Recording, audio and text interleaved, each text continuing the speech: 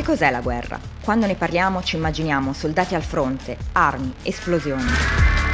Ma la guerra è anche adattamento, la vita quotidiana, la vita civile. La società nel suo insieme non scompare, perché non bastano missili e soldati a cancellarla, ma si trasforma e si compatta, si unisce. E quello che la tiene unita è una speciale dedizione, un impegno collettivo. L'impegno che tutte e tutti mettono per ottenere la pace, la vittoria o un obiettivo qualsiasi che renda la realtà più sopportabile. È sempre più chiaro che non sarà così facile dichiarare vinti o vincitori in questa guerra e che il futuro dell'Ucraina ancora non è scontato.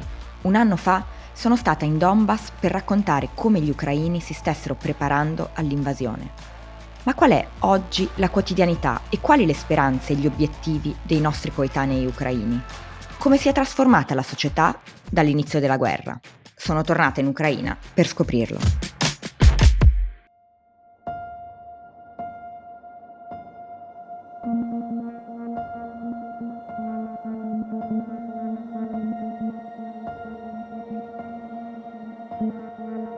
È passato un anno dal 24 febbraio, il giorno in cui la Russia ha invaso l'Ucraina nel 2022 e io mi trovo a Kiev, nella stazione dei treni di Kiev, dove l'anno scorso in questi giorni decine di migliaia di persone cercavano di prendere il primo treno per riuscire a fuggire verso l'Unione Europea.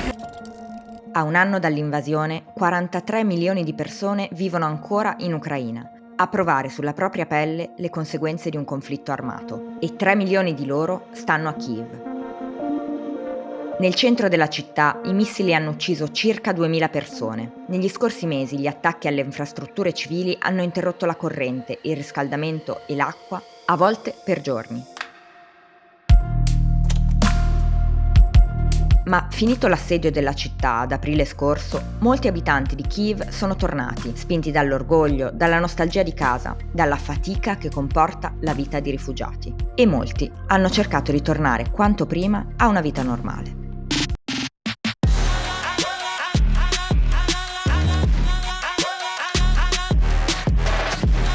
When air race is on, I used to go to the corridor, hide, but now I'm just doing my stuff, doing regular life. I don't know, I believe in our defenders. Actually, I don't recommend it, don't do it. Just try to hide, because it's dangerous. Великі проблеми з інтернетом були під час блекаутів, коли в усьому місті немає світла. Мережа не працює. Работает с 9, где-то час у нас уходит на то, чтобы закрыться, и у нас еще вот с 10 до 11 есть развозка. То есть это почти впритык. И мне даже нравится отчасти то, что у меня есть режим, можно спать по ночам, а не тусить. I giovani di Kiev hanno cercato di adattarsi il più possibile a tutte le difficoltá della guerra. E oggi anche il discorso alla nazione del loro presidente non li interessa più di tanto. Так розпочалось 24 лютого 2022 року. Найдовший день нашого життя. Найважчий день нашої новітньої історії. Ми прокинулись рано і відтоді не засинаємо. Зеленський дуже багато дає прес-конференцій, тому я хочу іноді робити паузу між новинами. We are Ukrainian, we are positive, we are brave, we are free. Show must go on.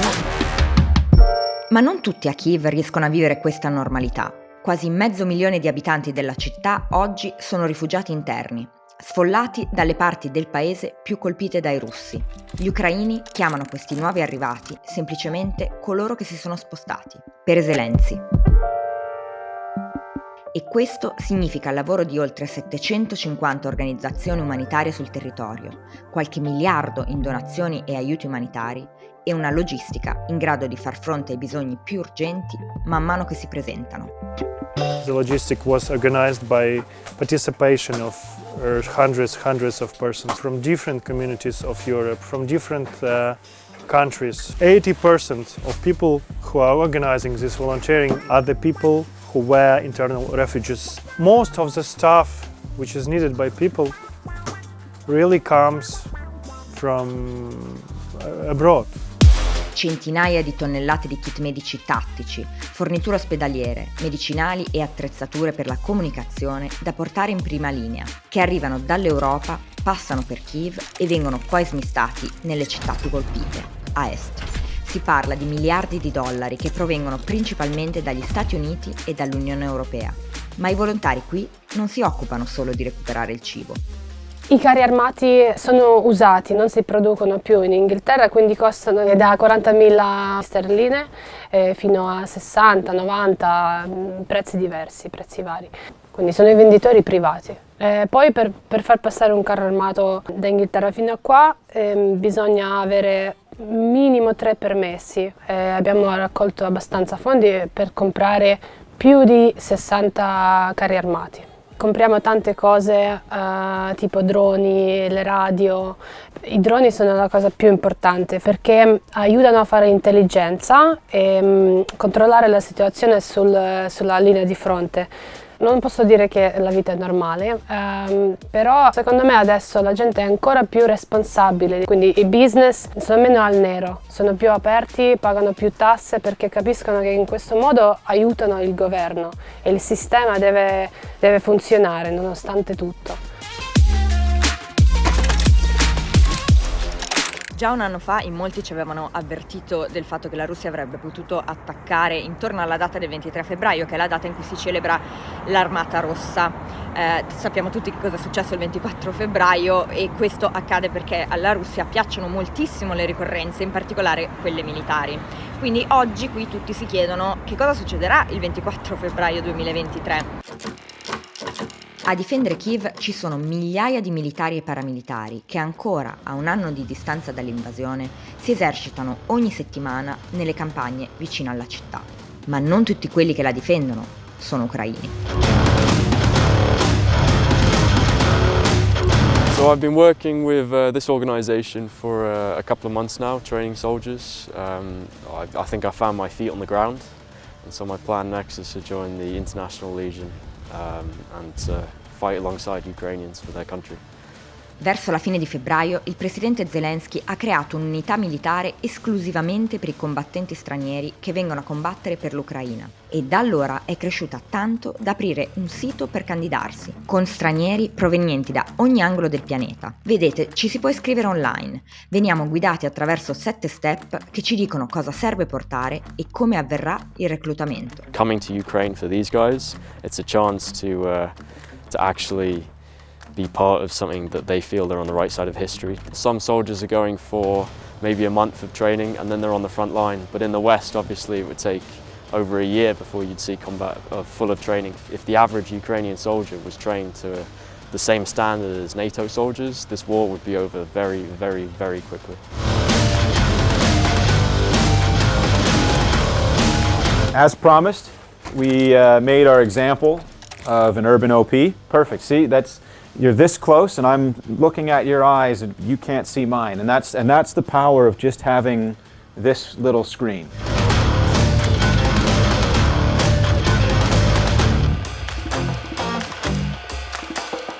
Everyone is scared of dying. It's human nature. But I think that sometimes you have to do things that you're afraid of, or things that you might not choose to do in normal circumstances in order to make the world a better place. C'è chi è pronto a dare la vita per un paese che non è il suo. Ma se le situazioni di caos creano grandi opportunità, non tutti hanno sempre buone intenzioni. You can do some illegal business in Ukraine because situation destabilized. You know, you have people that come in, they can do a crap job rebuilding something, use cheap materials, and then, you know, just charge absolute top dollar. Or just making shitty equipment, like plate carriers and plates. I saw like a lot of them. They made from crap. They're not holding like slingshot, I don't know, rock, tourniquets. The tourniquets is very important stuff. It's literally saving your life. If you have a crap bad tourniquet, you will die. And I saw a lot of companies in Ukraine trying to make this tourniquet, and it was making them and selling for a huge price.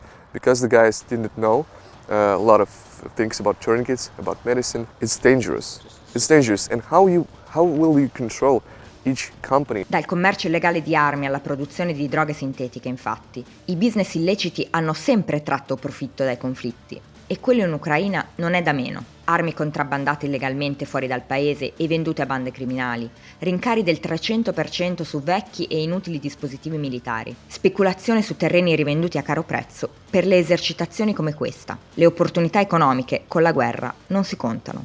E ce n'è una di cui si sta iniziando a parlare anche da noi. C'è un know-how che le imprese italiane, che le eccellenze italiane possono offrire, lo metteremo tutto a disposizione. L'Italia intende giocare un ruolo da protagonista nella ricostruzione da oggi di questo paese. Oggi l'Ucraina è il più grande cantiere del mondo. A dicembre 2022 il totale dei danni ai beni immobili ammontava a 138 miliardi di dollari. I settori più colpiti dalla guerra sono le case, le infrastrutture e l'industria e le imprese.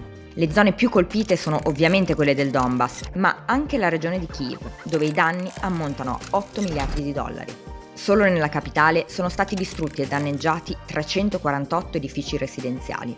Aziende e governi di tutto il pianeta ora si contendono quello che potrebbe diventare presto un business multimiliardario, anche se chi qui si occupa di ricostruire ne vede anche i rischi. Ho parlato con Alexandre e a lui ho chiesto: quanto costerà la pace? So there are a lot of institutions and people that will be involved in this. It's not about some donors coming with the solutions. It's not about the projects, it's about the impact of those projects. If we're talking about housing, it's about how to make this housing be in the right place, accessible, pedestrian friendly, affordable, and not just about how much does it cost, but it's also about the ways that it should be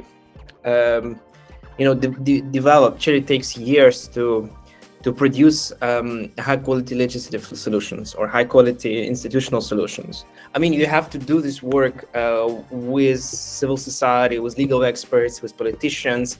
It takes time. It means that you have to start now to get something when the war is over. Parlare della ricostruzione dell'Ucraina vuol dire scommettere sulla vittoria dell'Ucraina, vuol dire credere che l'Ucraina possa vincere questo conflitto. Anche Maria ci crede. Partorirà settimana prossima, a poco più di un anno dall'inizio dell'invasione. Quando ha scoperto di essere incinta era spaventata. Ora pensa che la nascita di sua figlia sia un dono per il paese. All people need this miracle. When people saw me with my pregnant belly, their reaction like this: "Oh my God! Oh my God! Oh my God!" And they don't think about war. They think about miracle. It's great. Мені зараз в країні страшно. I'm afraid of war. Мені страшно, коли я чую сирену, це постійна тривога, я її відчуваю сама, цю тривогу. І коли я думаю про те, що я буду народжувати, я думаю, я почну народжувати і будуть летіти бомби. Ну, це дуже страшно. My friends who lives Austrian and Poland, they told me, you can give birth in our country. Come. And I think about, no, this is her country. Yeah, this is her soul and her father this. And I wanna give birth, with her father. Anche prima dell'invasione, le Nazioni Unite avevano previsto che l'Ucraina avrebbe perso un quinto della sua popolazione entro il 2050, a causa di una crescente incertezza politica e sociale, dell'aumento dei prezzi e del costo dei figli. Ma oggi il numero di bambini che nascono è la metà di quello che era prima del 24 febbraio scorso. Molte coppie, infatti, da un anno vivono separate. La guerra, si sa, non guarda in faccia a nessuno, ma sa distinguere tra uomini e donne. In un anno di guerra, infatti, 18 milioni di persone hanno attraversato il confine, abbandonato le loro case, le loro vite, i loro beni. Di queste, l'87% erano donne, il resto bambini e anziani. Nessun uomo tra i 18 e i 60 anni, infatti, può lasciare il paese. Sul treno di ritorno verso l'Europa incontro Ivan, È uno scienziato, è stato invitato a visitare un'università tedesca per qualche settimana e a distanza di un anno dall'inizio della guerra vuole provare ad attraversare il confine. It's not the first time. I must go to the border because I don't know the result of this application from border service of Ukraine. I can't to pass the border because I could be a soldier, and now I must go to the border to check can I go or not. That's really crazy. More than 1,000 kilometers. Let's try over my weekend, and it's very difficult for all of us to understanding that our neighbors come to our land and want to kill and killing us every day across the 1 year. This day was start 1 year ago, and for me that day don't finish. Maybe then we are win. It will be finished for me. We are fight for our freedom. We must to do it. Yeah, we have now another choice. After Irpin, after Bucha, we don't have another choice. Or we'll believe, or we are dying. Alle 5 del mattino siamo fermi al confine con la Polonia per il controllo passaporti. Vengono a chiamare Ivan. I documenti non bastano, non può passare. Proverà settimana prossima, mi dice, ma ora deve riprendere il treno, che in quasi 10 ore lo riporterà a Kiev. Kiev è stato il primo obiettivo di Putin quando ha lanciato l'invasione il 24 febbraio del 2022 ed è sia il cuore politico dell'Ucraina, che il leader russo vuole controllare, sia il simbolo di oltre 1000 anni di storia, di cui vuole appropriarsi. Dopo un anno di guerra è diventata anche l'emblema della sofferenza e della resilienza del paese, che ha sopportato tutti gli orrori che la Russia le ha inflitto. Un anno fa sui cartelli di tutto il mondo si leggeva: se la Russia smetterà di combattere, non ci sarà più la guerra. Se l'Ucraina smetterà di combattere, non ci sarà più l'Ucraina. Quasi un anno dopo, questo è ancora vero. Siamo tutti stanchi, ma qui, nelle voci dei giovani e delle giovani ucraine, c'è un messaggio. Loro non possono permetterselo.